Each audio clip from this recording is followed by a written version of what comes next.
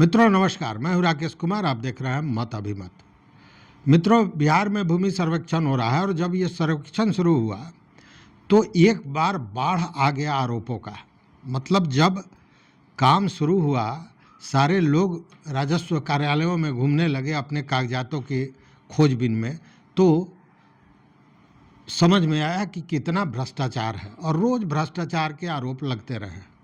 इसको लेकर बिहार के राजस्व एवं भूमि सुधार विभाग पर हमेशा उंगलियां उठती रही हैं कि बिहार में सबसे ज़्यादा भ्रष्टाचार है। लेकिन ऐसा नहीं है कि केवल बिहार में है। ज़मीन से जुड़े हुए जितने भी जगह हैं, जितने भी प्रदेश हैं, उन सब जगह यह भ्रष्टाचार व्याप्त है समान रूप से।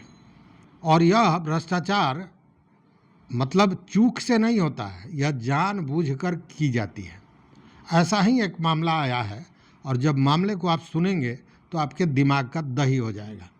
देखिए, बिहार का एक व्यक्ति है मुकेश कुमार और उसकी पत्नी आरती देवी गुप्ता। मुकेश गुप्ता और आरती गुप्ता, ये दोनों छत्तीसगढ़ के पिथौरा में जाते हैं रोजी रोटी को, और वहाँ एक ठेले पर अपना एक दुकान लगाते हैं, फल का दुकान लगाते हैं और ठेले पर फल बेचकर अपना जीवन यापन करते हैं।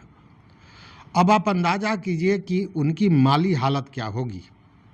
हाँ, उनको 3 डिसमिल ज़मीन ज़रूर मिला है, जो बास्कित के लिए मिला है, मतलब घर बनाने के लिए आवासीय ज़मीन 3 डिसमिल प्राप्त है। लेकिन एकाएक मुकेश गुप्ता और आरती गुप्ता अरबपति हो जाते हैं। और अरबपति कैसे, तो लगभग 449 अलग अलग खेसरा के करोड़ों की भूमि उसके नाम दर्ज हो जाती है। वो जो भूमि उसके नाम से दर्ज होती है उसमें सरकारी और निजी दोनों तरह के, मतलब रैयती भूमि भी और सरकारी भूमि भी उसके नाम से दर्ज हो जाती है। मतलब कि 3 डिसमिल पर आवासीय घर के लिए संतुष्ट व्यक्ति जो ठेले पर अपनी जीवन यापन करता है उसको मिल जाता है करोड़ों का संपत्ति, और वह भी ज़मीन। लेकिन यहीं से इस मुकेश गुप्ता के दर्द की कहानी शुरू होती है और यहीं से शुरू होता है भ्रष्टाचार का वो कहानी जो छत्तीसगढ़ के पिथौरा में हुआ है।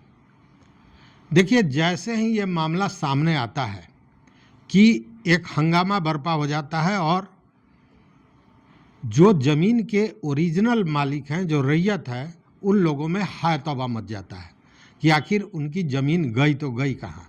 यह कौन है आरती गुप्ता। पता करते करते सारे लोग उसके घर पर पहुंचना शुरू हो जाते हैं और उसके बाद मुकेश गुप्ता और उसकी पत्नी आरती गुप्ता का दफ्तरों में दौड़ का सिलसिला शुरू होता है। रोज़ दफ्तरों में बुलाया जाता है, रोज़ भाग दौड़ होती है।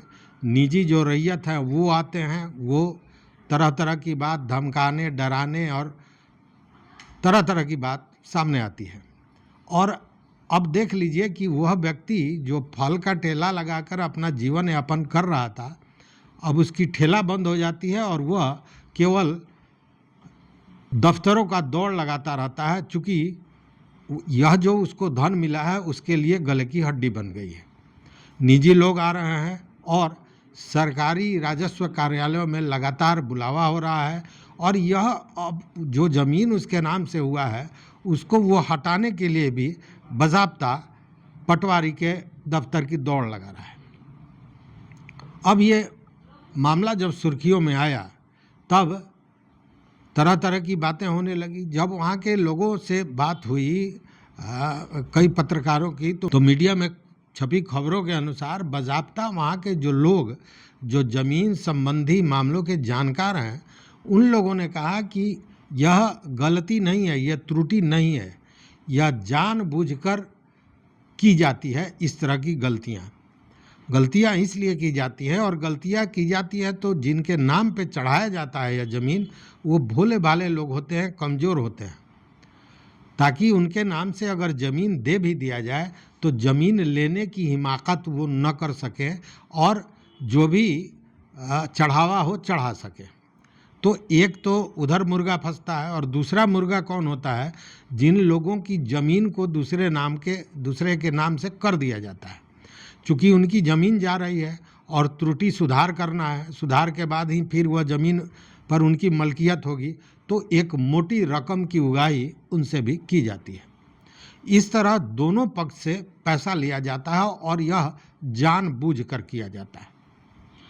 तो अगर बिहार के राजस्व कार्यालयों में भ्रष्टाचार हो रहा है और कागजों के लिए पैसा लिया जा रहा है, यहाँ भी उस तरह की बात हुई है। आपने देखा होगा कि अभी आरा में 349 एकड़ ज़मीन, सरकारी ज़मीन को रैयतों के नाम पर कर दिया गया था। क्यों किया गया था? निश्चित रूप से पैसे के लोभ में या चढ़ावे के लोभ में, जिसको के पाठक ने पकड़ा था और सारे ज़मीन को वापस लेने की बात कही थी, कब्जा हटाने की बात कही थी। तो ये कहानी वहाँ भी उसी तरह दोहराई जा रही थी।